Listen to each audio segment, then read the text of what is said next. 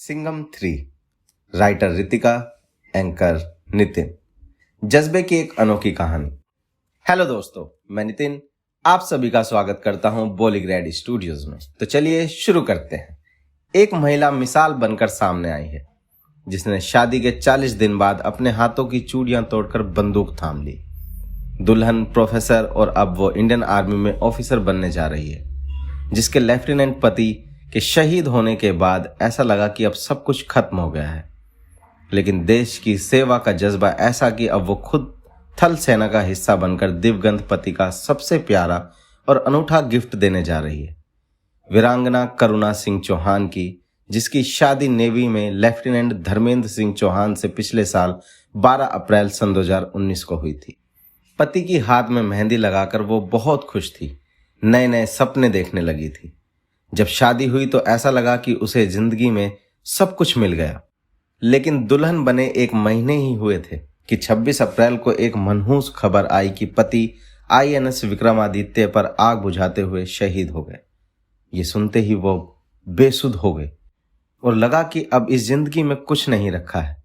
लेकिन अपने जज्बे से उसने खुद अपनी एक अनोखी कहानी लिखी। करुणा चौहान ने जिंदगी में वो सब हासिल कर लिया था जो एक महिला को चाहिए। पढ़ाई में मैकेनिकल में M.Tech किया।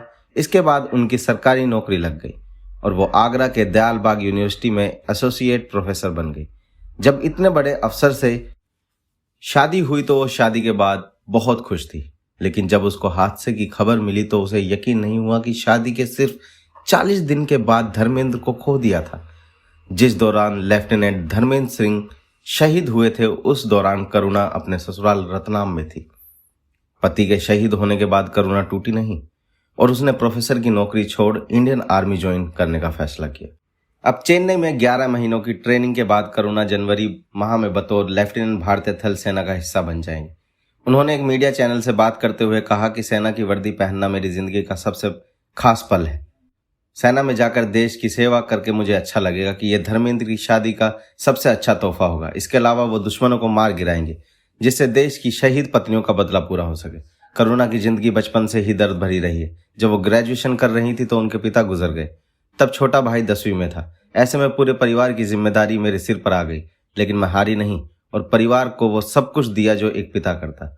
जब धर्मेंद्र से शादी हुई तो मुझे लगा कि अब पिता की कमी भी पूरी हो जाएगी, कोई तो मेरा ख्याल रखेगा।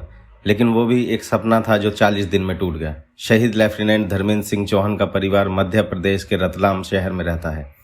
शहीद माता पिता के इकलौते संतान थे। उन्होंने अपने माता पिता के लिए शादी के कुछ दिन पहले नया घर बनवाया था, जिसमें उनकी मां टमा कुंवर के साथ अन्य परिवार के लोग रहते हैं। शहीद की पत्नी करुणा चौहान ने बताया कि सेना में नियम है कि शहीद अधिकारियों की पत्नियों को सेना सीधे SSB इंटरव्यू के लिए बुलाती है। ऑफिसर्स ट्रेनिंग एकेडमी में 11 महीने की ट्रेनिंग के बाद उनको पोस्टिंग मिलती है। करुणा ने कहा कि मुझे मेरी योग्यता के अनुसार सेना ने सितंबर में SSB भोपाल में पहली बार इंटरव्यू के लिए बुलाया था, लेकिन वहां वर चयन नहीं हुआ। इसके बाद मैं 27 अक्टूबर को फिर से इंटरव्यू के लिए उपस्थित हुई और सभी चीज़ों को पार करते हुए सिलेक्ट हो गई। पिछले कुछ वर्षों में भारतीय पुलिस बल में महिलाओं की 2 गुनी से अधिक वृद्धि के बावजूद, जैसा कि प्रधानमंत्री नरेंद्र मोदी ने अपने आखिरी मन की बात रेडियो कार्यक्रम में उजागर किया था, महिलाओं का प्रतिनिधित्व अभी भी 10.3% के निचले स्तर पर आंका गया है। ये 2009 में राज्यों को केंद्र की सलाह के बावजूद 2013 और 2015 में दोहराया गया। लक्ष्य के रूप में 33% निर्धारित किया गया। हालांकि अधिकांश राज्यों और केंद्र शासित प्रदेशों ने महिलाओं के लिए अलग अलग प्रतिशत आरक्षण पेश किया, लेकिन ये अभी तक नहीं है।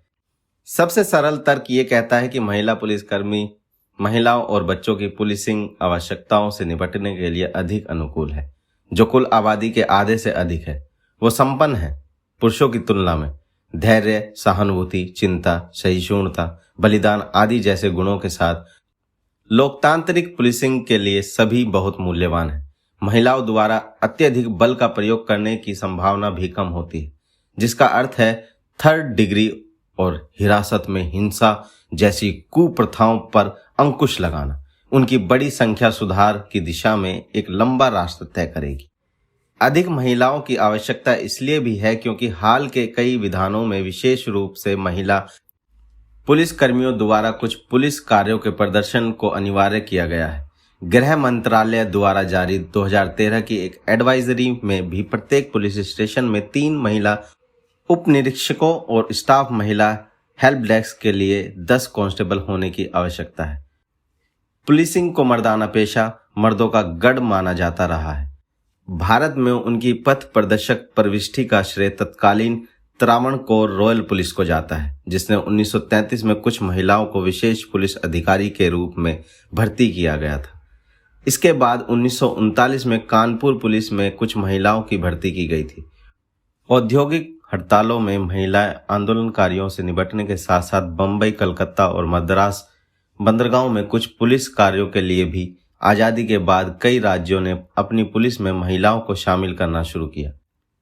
हालांकि सेवा में शामिल होने वाली महिलाओं को सेवा और कामकाजी परिस्थितियों से संबंधित प्रतिकूल नीतियों को अपनाना एक बड़ी बाधा साबित हुई है।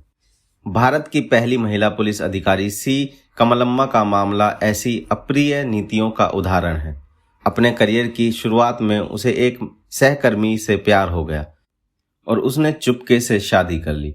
उस समय के नियमों ने महिला पुलिसकर्मी को शादी करने की अनुमति नहीं दी थी, इसलिए गर्भावस्था के बाद उसकी शादी का पर्दाफाश होने के बाद उसकी नौकरी चली गई। भारत की आज़ादी के बाद ही एक परोपकारी सरकार ने उन्हें सेवा में बहाल किया। हालांकि तब से स्थिति में सुधार हुआ है, फिर भी सभी नीतियां वास्तव में हमारी तरह पास नहीं होंगी।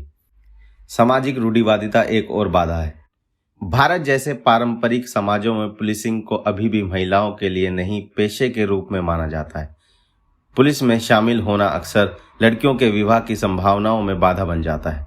इसीलिए सामाजिक निराशा की एक अंतर्धारा होती है। इसके अलावा असामान्य रूप से लंबी और अराजक कर्तव्य दिनचर्या महिलाओं के लिए एक गंभीर बाधा के रूप में कार्य करती है, जिनके लिए पेशेवर कर्तव्यों और घरेलू जिम्मेदारियों को निभाना एक दिन प्रतिदिन की चुनौती बन जाती है।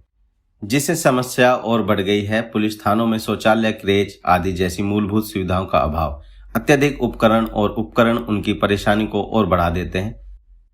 यहाँ तक कि वर्दी, हेलमेट, बुलेट प्रूफ जैकेट आदि सभी अनिवार्य रूप से पुरुषों के लिए डिजाइन किए गए हैं। सेना में महिलाओं को स्थायी कमीशन मिलना एक बड़ा मील का पत्थर माना गया है। ऐसी ही उपलब्धि हासिल करने वाली 6 महिला अफसरों से हमने अंतर्राष्ट्रीय महिला दिवस के मौके पर बात की।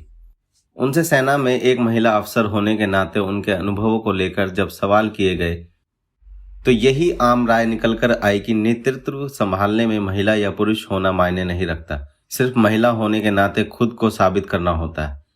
इस बात से भी वो सहमत नहीं थी। उनका कहना था, हमें तो कभी भेदभाव फील नहीं होता।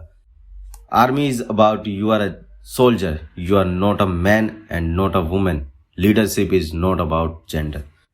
करुणा सिंह ने एक इंटरव्यू में ऐसा कहा कि सेना की वर्दी बहुत अच्छी लगती है और जिम्मेदारी का एहसास भी है। वर्दी पहनते हैं तो खुद में जैसे अपने आप स्पाइन सीधा हो जाता है और गर्व की अनुभूति होती है। हमें जो काम दिया जाता है वो काम हम करते हैं। तुलना करना मेरे हिसाब से ज़रूरी नहीं है। क्या आपने ये काम किया तो हमने अपनी पूरी काबिलियत से ये काम किया है, पर यह देखना कि उसने तो ऐसा किया और मैंने ऐसा किया, मेरे हिसाब से लाना ज़रूरी नहीं है। आपने मेरी काबिलियत के हिसाब से भरोसा करके काम दिया है, मैंने उसी हिसाब से काम किया है, मेरे लिए यही संतुष्टि है। हमने तो फिर भी सोचा हुआ था कि हमें सेना में भर्ती होना है। ऐसा कुछ नहीं है कि महिलाओं को कम ट्रेनिंग दिया जाता है। मैं लक्की हूँ कि मेरे साथ मेरे ट्रेनिंग इंस्ट्रक्टर खड़े हैं जो एवरेज सबमिट की हैं। मुझे नहीं लगता कि महिलाओं की ट्रेनिंग कम होती है। हर चैलेंज को महिला पूरा करती हैं। मुझे लगता है कि आने वाले सालों में महिलाओं को और दूसरे स्ट्रीम में भी काम करने का मौका मिलेगा। हमें उस पर फोकस करना चाहिए और जो पॉलिसी बनाने के लिए हैं उनको पॉलिसी बनाना चाहिए। जो हमें काम मिलता है हम उसे अच्छे से करें। इसका जवाब उन्होंने तब दिया जब सवाल पूछा गया कि क्या भविष्य में महिलाओं को सेना में कॉम्बैट रोल मिलेगा।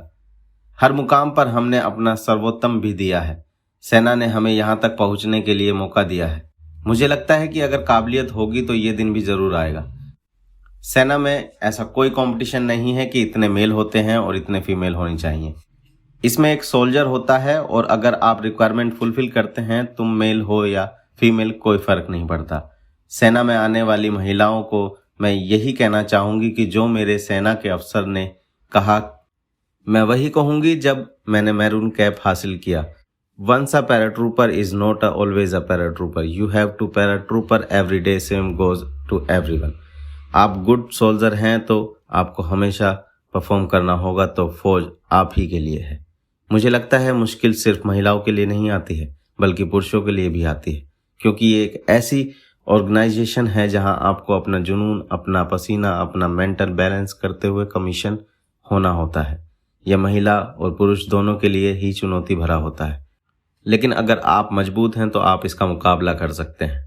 कर्नल शिखा ने कहा, सेना में महिलाओं की शुरुआत काफ़ी पहले से हो गई है, 1992 से हो गई है, जब सेनाओं में महिलाओं की भर्ती शुरू हुई थी। हाँ, नंबर ज़रूर कम है, लेकिन चूंकि अब अपॉर्चुनिटी इतनी ज़्यादा है कि ये नंबर बैलेंस होने में ज़्यादा समय नहीं लगेगा।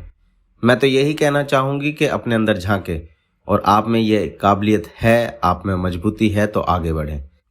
Indian navy, air force, IAS, railway, हर जगह मौका है। मौका केवल महिलाओं के लिए नहीं, सबके लिए है। कुछ इस तरह से करुणा का सफर रहा अब तक। ऐसे ही एक जाबाज पुलिस ऑफिसर की कहानी डायरेक्टर रोहित शेट्टी अपनी नई मूवी सिंघम 3 के साथ लाने वाले हैं।